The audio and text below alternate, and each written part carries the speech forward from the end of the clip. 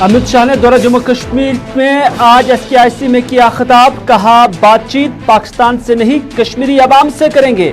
कश्मीर के माहौल को खराब करने की नहीं दी जाएगी इजाजत।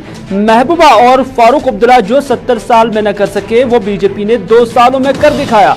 कश्मीरियों को साल 2024 से पहले वो सब कुछ मिलेगा जिसके वो हकदार हैं।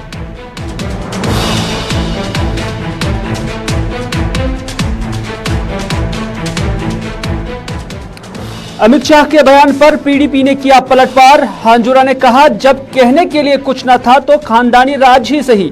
फारूक अब्दुल्ला और महबूबा मुफ्ती वजीर आला बने तो अवाम के एतमाद से। हमसे हिसाब लेने वाले उन 12,500 करोड़ का हिसाब दे जिससे अवाम पर खर्च करने का दावा किया। उज्ज्वला स्कीम को इधर उधर करने वाले ये भी बता दे कि 600 का सिलेंडर बाजार से कितने में मिलता है।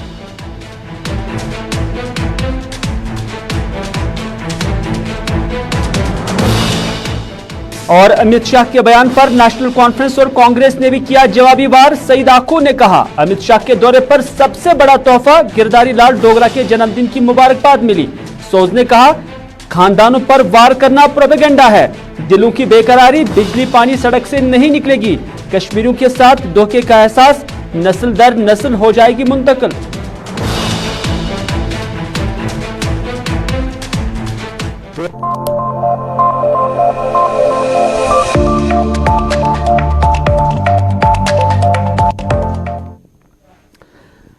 नाज़रीन आदाब, आप देख रहे हैं प्रोग्राम स्पेशल रिपोर्ट अपने मेजबान मीर हिलाल हांजुरी के साथ श्रीनगर के स्टूडियो से बराह रास्त। और दोपहर के 4 बज चुके हैं और इस वक्त की अहम खबरों पर हमने आप तक सुर्खियां पहुंचाई है, लेकिन सुर्खियों के साथ साथ इनकी डिटेल्स भी आप तक पहुंचाएंगे।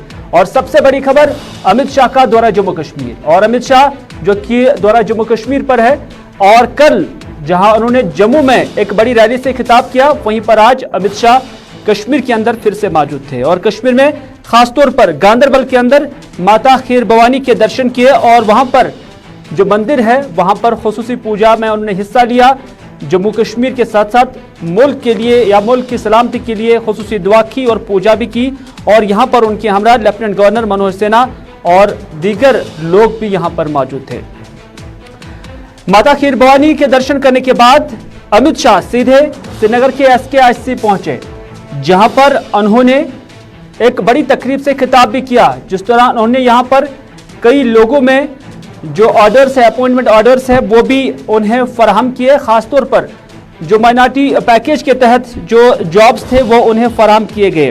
लेकिन इस दौरान यहां पर उन्होंने तकरीब से खिताब भी किया और उनकी खिताब का मरकज जम्मू कश्मीर में आज तक की सियासत और उसके साथ साथ जम्मू कश्मीर की जो मुख्तलिफ पार्टियां जिसमें नेशनल कॉन्फ्रेंस, कांग्रेस और PDP शामिल है, यानी 3 खानदानों का आज एक बार फिर से जिक्र हुआ है।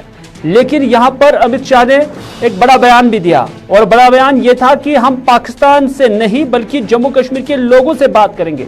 दरअसल जम्मू कश्मीर के अंदर चाहे महबूबा मुफ्ती हो या डॉक्टर फारूक अब्दुल्ला, हर बार वो इसी बात की वकालत करते हैं कि अगर आप मसले कश्मीर को हल करना चाहते हैं या कश्मीर के अंदर दायमी अमन चाहते हैं तो उसके लिए पाकिस्तान को ऑन बोर्ड लेना बहुत जरूरी होगा।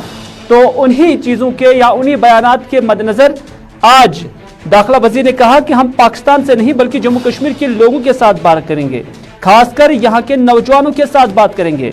हम किसी को भी जम्मू कश्मीर में अमन और तरक्की के माहौल को खराब करने की इजाजत नहीं देंगे। SKIC में अमित शाह का आज की तकरीर और इस दौरान उन्होंने कहा कि डॉक्टर फारूक अब्दुल्ला और महबूबा मुफ्ती क्यों वो करने में नाकाम हो गए जो बीजेपी ने महज 2 सालों में किया। यानी उनका कहना है कि 70 साल के दौरान चाहे कांग्रेस हो, बीजेपी, PDP हो या नेशनल कॉन्फ्रेंस हो, उन्होंने जम्मू कश्मीर के लोगों के लिए कुछ नहीं किया, बल्कि पिछले 2 सालों के अंदर जब से एब्रोगेशन ऑफ आर्टिकल 370 हुआ तब के बाद जम्मू कश्मीर की हालत बदली है। ये दाखिला वजीर अमित शाह ने दावा किया। उन्होंने यह भी कहा, खानदानी राज करने वाले 6 महीने लंदन में बैठते हैं, यानी इशारा नेशनल कॉन्फ्रेंस की तरफ था। जम्मू कश्मीर का वो वजीर आला बनेगा जो अपने जिला में ही रहेगा। अमित शाह ने इल्जाम लगाकर कहा कि मैं हैरान हूं कि नेशनल कॉन्फ्रेंस और PDP आम शहरियों की हिलाकत की मजम्मत क्यों नहीं करते।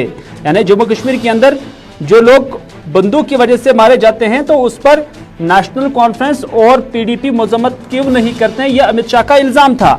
उन्होंने भी कहा कि कश्मीरियों को वो सब कुछ मिलेगा, साल 2024 से पहले मिलेगा जिसके वो मुस्तहिक हैं। हम इस बात के लिए भी वादाबंद हैं कि हम बंदूक को कलम से रिप्लेस करेंगे, ये दाखिला वजीर अमित शाह ने कहा। आज ही मैंने अखबार में देखा, फारूक साहब ने मुझे सलाह दी है कि भारत सरकार पाकिस्तान से बातचीत करे। अब खैर बड़े अनुभवी व्यक्ति है, मुख्यमंत्री रहे सूबे के, उनकी सलाह है, मगर मैं फारूक साहब को कहना चाहता हूं और आप सबको विशेष करना चाहता हूं, बात करनी है तो मैं मेरे घाटी के भाइयों और बहनों के साथ बात करूंगा, घाटी के युवाओं के साथ। 40,000 लोग मारे गए, दहशतगर्दों के खिलाफ आवाज नहीं उठाई, हमेशा पाकिस्तान से बात करो, हुर्रियत से बात करो लगाते रहे, क्या नतीजा हुआ?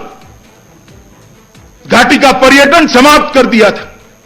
मैं आपको बताता हूं, मार्च 20 से मार्च 21 के बीच में 1,31,000 पर्यटक देश के और विदेश के जम्मू कश्मीर के अंदर आए हैं। वो देश के आजाद होने के बाद सबसे बड़ा आंकड़ा है मित्रों।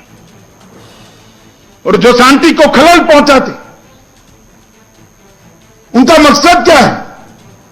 यहां उद्योग न लगे, यहां टूरिज्म न बढ़े, यहां का युवा बेरोजगार रहे और बेरोजगार होकर उनके बताए रास्ते पर हाथ में पत्थर उठाता रहे। हम चाहते हैं वो हाथ में पत्थर न उठाएं, हाथ में पुस्तक उठाएं। हम चाहते हैं वो हाथ में पत्थर न उठाए, वो हाथ में कलम उठाए।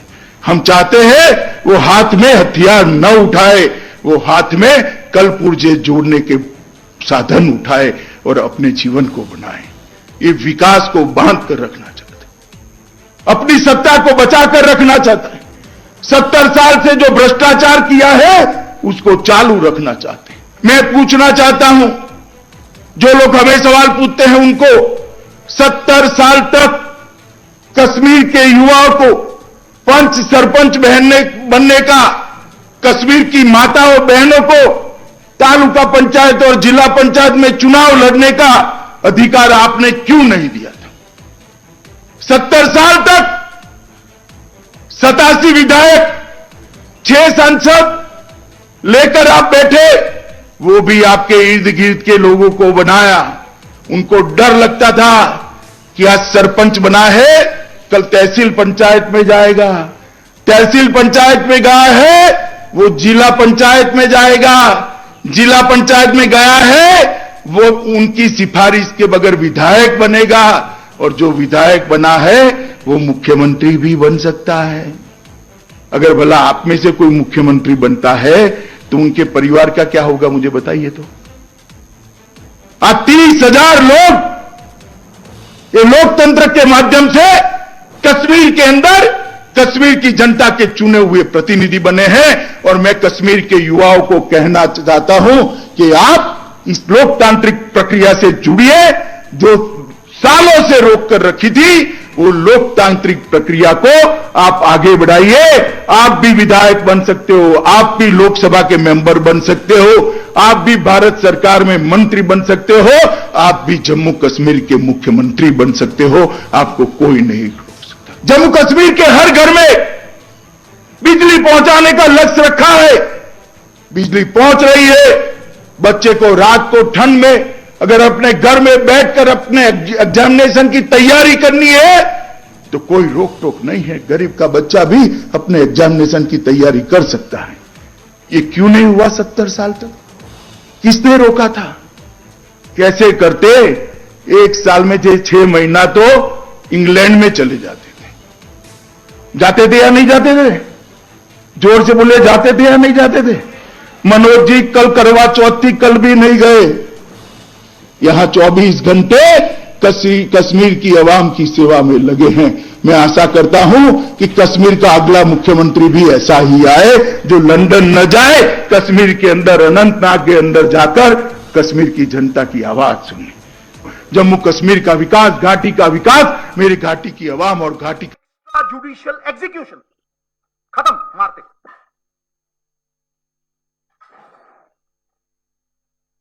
And there are 33 cases of the National Human Rights Commission having recommended compensation for the victims. Why is this happening in Punjab? Maharaja Ranjit Singh da सूबा पहला ही सूबी बनाया होया. Why are you weakening the state? What is the ulterior motive? Is it political?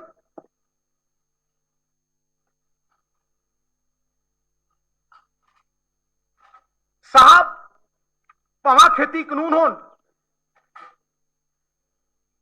ते भावें ये BSF वाली गल होवे, law and order is a state subject. देखो क्लॉज 1 ਦੇ ਵਿੱਚ देखो, order is peace, safeguarding people, tranquility. It is a state subject. ਉੱਥੇ ਕਾਨੂੰਨਾਂ 'ਚ ਜੜਵਰਤੀ ਸੂਬੇ ਦੀ 60% ਕਿਸਾਨਾਂ ਦੇ ਉੱਤੇ ਵਰਚਸਵ, ਕਿਸੇ ਹੋਰ ਦਾ ਆਰਥਿਕ ਕਿਉਂ ਹੋਵੇ, ਰਾਜਨੀਤਿਕ ਕਿਉਂ ਹੋਵੇ.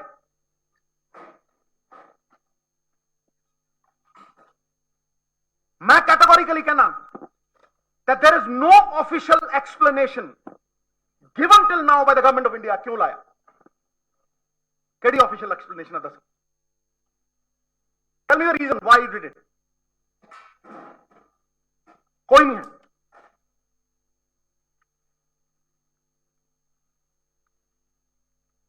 बैकडोर एंट्री करना चाहते हैं. मैं पॉलिटिकल मूव इस करके कहना भी इन्हां दा वर्चस्व है नहीं. पंजाब दे विच there is an out vote के राजी नहीं, सीट नहीं जितते, ते जिथे जितना नहीं उत्थे लॉ एंड ऑर्डर अस्त व्यस्त कर दो. सिचुएशन ऐसी खड़ी कर दो कि इलेक्शन नूं कंट्रोल कर लो. जिथे तुहाडे कोल कोई पोलिटिकल सपोर्ट नहीं है, जिथे तुहानूं कोई वोट पा के राजी.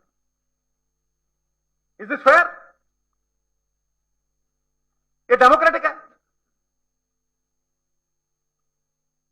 कटन की लोड़ नहीं, लड़ाई लड़नी पैनी, और कमजोरी की लड़ाई नहीं लड़ सकते. भावें वो विधान सभा सैशन होवे, विधान सभा सैशन जिहड़ा ट्रांसपेरेंट और अकाउंटेबिलिटी दे नाल होवे, सारी दुनिया देखे, पंजाब का एक एक बच्चा देखे कि कित्थे खड़े आ चुने नुमाइंदे. सत्याग्रह हुण पार्लीमेंट दे विच, राज्य सभा दे विच सारे इकट्ठे होकर लड़ाई लड़ीए. यह मुद्दा पंजाब का मुद्दा है, देश का मुद्दा है, फेडरल स्ट्रक्चर का होम का मुद्दा है, साडी एग्जिस्टेंस का मुद्दा है. यह मुद्दा इकट्ठे होकर लड़ना पैना. It can not be fought alone. We will have to get together and do this. विधानसभा सेशन बुला के रद्द करिए, अमेंडमेंटा तो पासे होकर रद्द करिए खेती कानून. नहीं मानते. की कीता सी जदों पानियां दा मसला होया सी? राजनीति जुरत दी है साहब, गोडे टेकन दी नहीं है. गुरुआं पीरां दी धरती है, जुल्म करना पाप ते जुल्म सहना उदों वड्डा पाप. जयचंदा ने बेचता पंजाब, गिरवी रखता जयचंदा ने. कौन ने वो जयचंद? सारी दुनिया. किहदी बाह मरोड़दी सी ईडी, ते किन्हां नूं ईडी दे नोटिस आउंदे सी, ते कौन गोडे टेक गए, कौन समर्थन करते हैं, कौन कठपुतलियां बन के नचते हैं. Dance to the tunes. उन्होंने खिलाफ लड़ना पैना, हकों के खिलाफ लड़ना पैना. मैं कैटेगोरिकली कह रहा सर, जे नेशनल इंटरेस्ट है तो the best way to do it in a democratic country is take the states in confidence and convince them. तुम थोप रहे हो कानून, थोपे हुण तुसीं ये थोप रहे हो चुने नुमाइंदे थोड़े खिलाफ, मिनिस्टर थोड़े खिलाफ, MLA थोड़े खिलाफ, लोग थोड़े खिलाफ. फिर के लिए कर रहे हो? कादी डेमोक्रेसी है जी? Why are you creating a state within a state?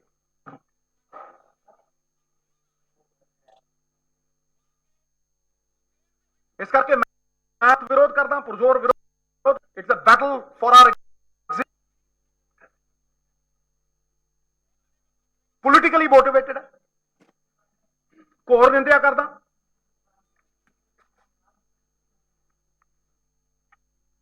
without obtaining consent of the state government, the notification amounts to encroachment on constitutional autonomy of the states, disregarding the democratic powers of the people vested in the legislature and state executive. ਸੰਵਿਧਾਨ ਦੀ spirit ਨੂੰ ਮਾਰ ਰਹੇ ਆ।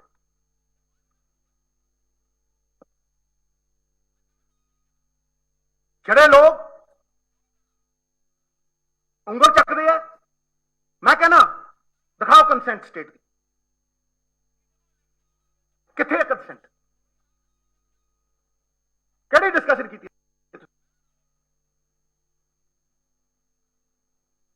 ਫਿਰ ਦਰੋਂ ਮੰਨਾਂਗੇ। Therefore,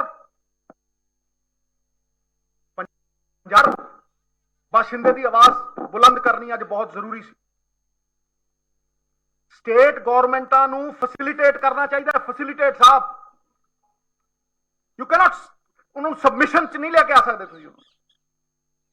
उन्होंने नूड़ नहीं सकते, उन्होंने अधिकार नहीं खो सकते, उन्होंने मौलिक फंडामेंटल राइट्स तुसीं खो नहीं सकते। गुड़ दे के मार रहे हैं, पुरजोर विरोध साडे वल्लों। मैं पूरा बोलना साडे प्रधान जी ने भी तुहानूं दस्सिया है। मैं सब तो इहदे नाल सारियां पार्टियां दे नुमाइंदियां दा, प्रधानां दा, सारियां पार्टियां दा धन्नवाद करना चाहुंदा कि वो पंजाब सरकार दे सद्दे ते अज आए है और उन्होंने इस हवन दे विच, इस यज्ञ दे विच अपना पूरा समर्थन दिता है। पंजाब की लड़ाई नूं इकट्ठे होण के लड़न का भरोसा दिता है। मैं पंजाब के लोगों नूं, सारियां पार्टियां नूं विश्वास दिवाउणा चाहुंदा कि अहुदा कोई बड़ी चीज़ नहीं हुंदा। ये मुख्यमंत्री दा अहुदा या साडे मंत्रियां दा अहुदा साडे वास्ते कोई चीज़ नहीं है। पंजाब के हितां दे मूहरे ऐसी हर अहुदा, हर कुर्बानी देण नूं तैयार है, लेकिन किसी तरह भी पंजाब के हितां नूं लुट्टण नहीं देवांगे। विधान सभा दे विच बुला के सारे जने रल के एक कानून जिहड़ा नोटिफिकेशन है इहनूं रद्द करांगे। इहदे बारे सारियां पार्टियां एकमत है, सरकार पास कीता है ते नाल ही अज 2 मते पाए असीं। दूसरा मता खेती है। आने वाले सैशन दे विच जिहड़ा कि असीं 10-15 दिनों के विच करांगे, गवर्नर की कन्वीनियंस देख के उन्हां तो मंजूरी लेके, एक औपचारिकता है, कुछ टाइम लगता है, उहदे विच ये 3 काले कानून भी मूल तो रद्द किए जाणगे आने वाले विधान सभा सैशन दे विच। ये सैशन असीं बुला रहे हैं। कल या परसों साडी कैबिनेट की मीटिंग बुला के असीं उहदे विच मता पास कर दांगे कि जी असीं विधान सभा का सैशन बुला रहे। सो मैं सारियां पार्टियां का इहदे बारे धन्नवाद करदा। मैं होम मिनिस्टर साहब नूं कह चुकिया, रिक्वेस्ट कर चुकिया कि पंजाब ने पहला ही बहुत संताप हो गया है। ऐसी किसी तरह भी अजिहे हालातां दे विच जाना नहीं चाहते। कोई मुख्यमंत्री बने, कोई पार्टी राज विच आवे, लेकिन पंजाब की सद्भावना, आपसी भाईचारा, इहदे विच जहर नहीं और ना ही असीं घुलण देनी है। आप सरकार सक्षम है अपनी राखी आप करने वास्ते। इस करके 50 किलोमीटर तक जिहड़ा तुहाडे आउण दी कोई लोड़ नहीं है। जिथे तुसीं हैं उत्थे तक रहो, अपनी हद नूं संभालो, उत्थे तक उहनूं अपना सील रखो, लेकिन अगे किसी तरह भी पंजाब के लोग, पंजाब की सरकार, पंजाब दीयां पार्टियां अलाउ नहीं करनगियां ये कुछ करनगे। बाकी इस नूं कई तरीके जाएगा, एजिटेशन करनगियां।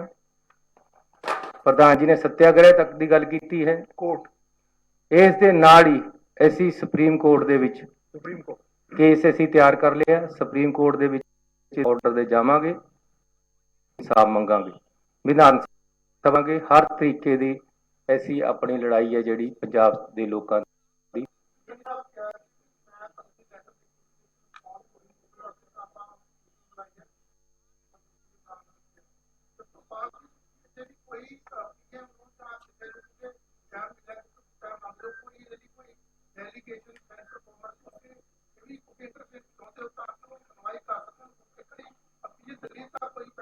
ਪਾਰਟੀ ਅਸੀਂ ਮੇਰੇ ਵੱਲੋਂ ਤੇ ਸਾਡੇ ਹੋਮ ਮਿਨਿਸਟਰ ਸਾਹਿਬ ਬੈਠੇ ਆ, ਇਹਨਾਂ ਵੱਲੋਂ ਚਿੱਠੀ ਲਿਖੀ ਜਾ ਚੁੱਕੀ। ਅਸੀਂ ਟਾਈਮ ਵੀ ਮੰਗਿਆ, ਟਾਈਮ ਨਹੀਂ ਦਿੱਤਾ, ਲੇਕਿਨ ਅੱਜ ਪਾਰਟੀਆਂ ਨੇ ਕਿਹਾ ਕਿ ਹੁਣ ਆਪਾਂ ਨੂੰ ਵਿਧਾਨ ਸਭਾ 'ਚ ਪਹਿਲਾਂ ਜਾਣਾ ਚਾਹੀਦਾ, ਫਿਰ ਉਹਨਾਂ ਕੋਲ ਜਾਣਾ ਚਾਹੀਦਾ। ਫਿਰ ਵੀ ਜੇ ਸਾਨੂੰ ਟਾਈਮ ਉਹਨਾਂ ਨੇ ਦਿੱਤਾ, ਅਸੀਂ ਦੁਬਾਰੇ ਪਾਰਟੀਆਂ ਨਾਲ ਕੰਸਲਟ ਕਰਕੇ ਜੋ ਹੁਣ ਇਹ ਇੱਕ ਸਾਂਝਾ ਪੰਜਾਬ ਦਾ ਕੰਮ ਹੈ, ਸਭ ਦੀ ਸਲਾਹ ਦੇ ਨਾਲ ਇਹਦੇ ਵਿੱਚ ਚੱਲਿਆ ਜਾਊਗਾ।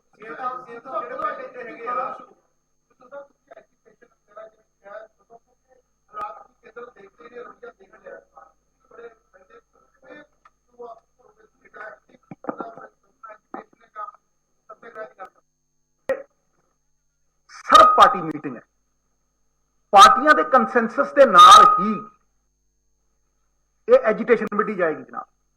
ਪਹਿਲੀ ਗੱਲ। ਦੂਜੀ ਗੱਲ, ਅਸੀਂ ਕੋਈ ਐਸਾ ਪ੍ਰयास ਨਹੀਂ ਛੱਡਾਂਗੇ ਜਿਹੜਾ ਕਿ ਪੰਜਾਬ ਦੇ ਲੋਕ ਸਾਡੇ ਤੋਂ ਐਕਸਪੈਕਟ ਕਰਦੇ। ਵਿਧਾਨ ਸਭਾ persuasive powers, it has got persuading power, law makers do that, ਠੀਕ ਹੈ ਜੀ। ਉਹ ਕੋਰਟ ਬੰਦਾ ਕਨਸਟੀਟਿਊਸ਼ਨਲ ਰਾਈਟਸ ਲਈ ਕਿੱਥੇ ਜਾ ਕੇ ਦਸਤਕ ਦਿੰਦਾ, ਆਵਾਜ਼ ਚੁੱਕਦਾ ਜਦੋਂ ਮੁਨਸਿਫ ਕਾਤਲ ਹੋ ਜਾਣ, ਕਿੱਥੇ? ਕੋਰਟ 'ਚ। ਉਹ ਸੱਤਿਆਗ੍ਰਹਿ, ਧਰਨੇ। ਇੱਕ ਗੱਲ ਹੋਰ ਆਈ ਸੀ ਕਿ ਬੰਦ ਕਰੀਏ, ਲੇਕਿਨ ਉਹ ਅਸੀਂ ਲੋਕਾਂ ਨੂੰ ਕੋਈ ਤਕਲੀਫ ਨਹੀਂ ਦੇਣਾ ਚਾਹੁੰਦੇ। ਸਾਰਿਆਂ ਦਾ ਇਹ ਕੰਸੈਂਸਸ ਸੀਗਾ ਕਿ ਦਿੱਲੀ ਜਾ ਕੇ ਇਹ ਲੜਾਈ ਲੜਨੀ ਪੈਣੀ, ਪਾਰਲੀਮੈਂਟ 'ਚ ਲੜਾਂਗੇ, ਰਾਜ ਸਭਾ ਦੇ ਵਿੱਚ ਇਕੱਠੇ ਹੋਵਾਂਗੇ। ਜਿਹੜੀਆਂ ਪਾਰਟੀਆਂ ਸਹਿਯੋਗੀ ਬਣ ਸਕਦੀਆਂ ਨੇ, ਜਿਨ੍ਹਾਂ ਨਾਲ ਧੱਕਾ ਵੈਸਟ ਬੰਗਾਲ, ਉਹਨਾਂ ਨੇ ਲਿਖਤ ਸਮਰਥਨ ਦਿੱਤਾ। ਇਹੋ ਜਿਹੇ ਲੋਕਾਂ ਨੂੰ ਇਕੱਠੇ ਕਰਕੇ ਲੜਾਈ ਲੜਾਂਗੇ। ਇੱਕ ਮਿੰਟ, ਕੋਈ ਧਰਨੇ ਦਾ ਜੇ ਪ੍ਰੋਗਰਾਮ ਜਿਵੇਂ ਆਏਗਾ ਉਹ ਸਾਰੀਆਂ ਪਾਰਟੀਆਂ ਬਣਾਵਾਂਗੀਆਂ।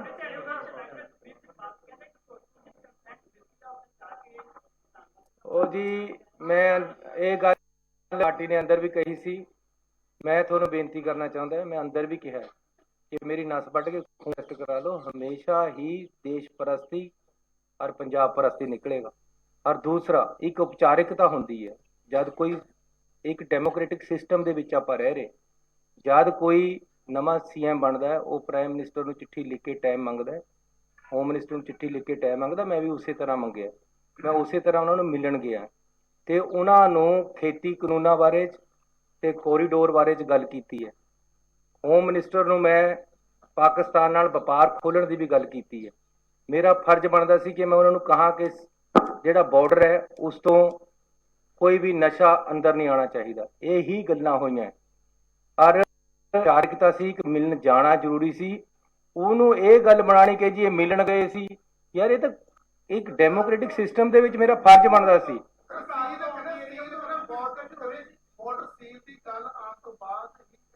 ਬਾਰਡਰ ਸੀਲ ਦਾ ਮਤਲਬ ਹਮੇਸ਼ਾ ਹੀ, ਹੁਣ ਅੰਦਰ ਸਾਡੇ ਪਾਸ ਅਕਾਲੀ ਦਲ ਮਾਨ ਦੇ ਪ੍ਰਧਾਨ ਜੀ ਆਏ ਹੋਏ ਸੀ, ਮਾਨ ਸਾਹਿਬ, ਉਹਨਾਂ ਨੇ ਕਿਹਾ ਕਿ ਮੈਂ ਕਈ ਵਾਰ ਚਿੱਠੀ ਲਿਖੀ ਹੈ ਕਿ ਬਾਰਡਰ ਨੂੰ ਸੀਲ ਕਰੋ, ਇੱਧਰ ਤੇ ਨਸ਼ਾ ਨਹੀਂ ਆਉਣਾ ਚਾਹੀਦਾ। ਕਿਆ ਗਲਤ ਗੱਲ ਹੈ ਜੇ ਕਹੀਏ ਕਿ ਜੀ ਉਧਰੋਂ ਜਦ ਉਹ BSF ਉੱਥੇ ਬੈਠੀ ਹੈ, ਉੱਥੇ ਤੇ ਨਸ਼ਾ ਆਉਂਦਾ, ਸਾਡੇ ਪੰਜਾਬ ਦਾ ਨੁਕਸਾਨ ਹੁੰਦਾ, ਇਹ ਮੈਨੂੰ ਕਹਿਣਾ ਮੇਰਾ ਫਰਜ਼ ਬਣਦਾ ਹੈ। ਉਹਨੂੰ ਗੱਲ ਨੂੰ ਕਿਸੇ ਤਰ੍ਹਾਂ ਹੋ, ਮੇਰੇ ਤੋਂ ਇੱਕ ਮਹੀਨਾ ਪਹਿਲਾਂ ਜਾਂ 15 ਦਿਨ ਪਹਿਲਾਂ ਹੀ ਸੁਖਬੀਰ ਬਾਦਲ ਜੀ ਉਹਨਾਂ ਨੂੰ ਮਿਲੇ, ਹੋਮ ਮਿਨਿਸਟਰ ਨੂੰ। ਮੈਂ ਤਾਂ ਐਜ਼ ਚੀਫ ਮਿਨਿਸਟਰ ਗਿਆ ਸੀ, ਉਹ ਕਿਹੜੀ ਕੈਪੈਸਿਟੀ 'ਚ ਗਏ ਸੀ, ਉਹ ਕਿਹੜੀ ਕਾਂਜੀ ਘੋਲ ਕੇ ਆਏ ਉੱਥੇ। ਉਹਨਾਂ ਨੇ ਕਿਆ ਕਰਿਆ ਯਾਰ, ਕਿਆ ਉਹ ਦਿੱਲੀ ਦੀ SGPC ਵੋਟਾਂ ਦਾ ਸੌਦਾ ਕਰਨ ਗਏ ਸੀ ਕਿ ਪੰਜਾਬ ਦੀ ਅਸੀਲ ਵਧਾਉਣ ਗਏ ਸੀ?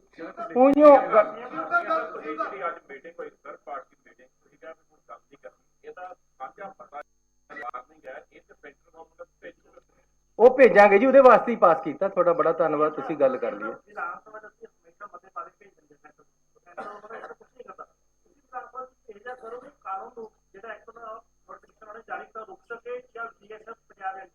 ਰੱਦ ਧੰਨਵਾਦ ਤੁਹਾਡਾ ਸਾਰਿਆਂ ਦਾ, ਮਿਹਰਬਾਨੀ। ਨਹੀਂ ਲੱਗੂ ਕੱਲੇ ਮਿਲਾਂਗੇ।